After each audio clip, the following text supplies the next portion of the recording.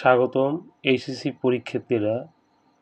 Online virtual class উপস্থাপনায় মোহাম্মদ রুবেল হোসেন, প্রভাষক, marketing, Keshabpur degree college, Bauphal, Patuakhali. আজকে ভার্চুয়াল ক্লাসে তোমাদের সকলকে স্বাগতম। উৎপাদন ব্যবস্থাপনা বিপণনের অধ্যায় 2 উৎপাদনের উপকরণ। চলো আমরা জেনে নেই উৎপাদনের উপকরণ কয়টি ও কি কি। উৎপাদনের উপকরণ 4টি: ভূমি, শ্রম, মূলধন এবং সংগঠন।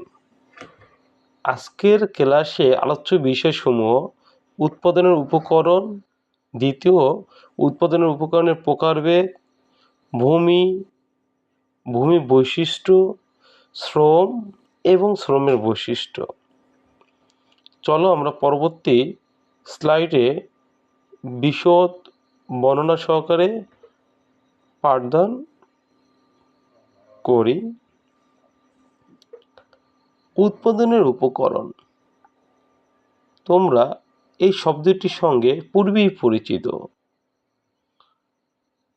উৎপাদন কাকে বলে? কোনো কিছু সৃষ্টি করা বা তৈরি করাকে উৎপাদন বলা হয়। এর সঙ্গে যুক্ত হয়েছে উৎপাদনের উপকরণ। উৎপাদনের উপকরণ হলো যে সকল উপাদান ব্যবহার করে মানুষের ব্যবহার উপযোগী পণ্য বা দ্রব্য তৈরি করা হয়, তাদেরকে উৎপাদন উপকরণ বলে। পূর্বের স্লাইডে আমরা জেনেছি উৎপাদনের উপকরণের প্রকারভেদ 4টি। তোমরা যে চিত্রে দেখছো যে মাটি, এটা কি আসলে বলতে পারো?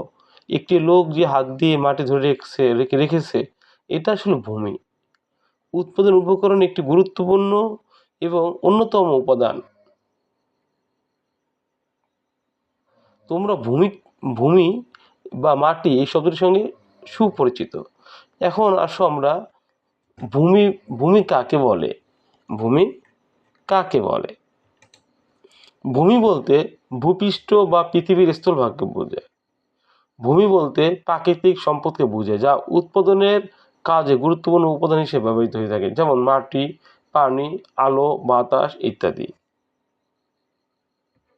ভূমির বৈশিষ্ট্য: প্রকৃতির দান, উৎপাদনের ব্যয় নেই, সীমিত যোগান, স্থানান্তর নয়, আদিম অক্ষয়, গুণগত ভিন্নতা, বিকল্প ব্যবহার, কর্মনাশন, প্রান্তিক উৎপাদন বিধির প্রয়োগ। ধন্যবাদ শিক্ষার্থীরা।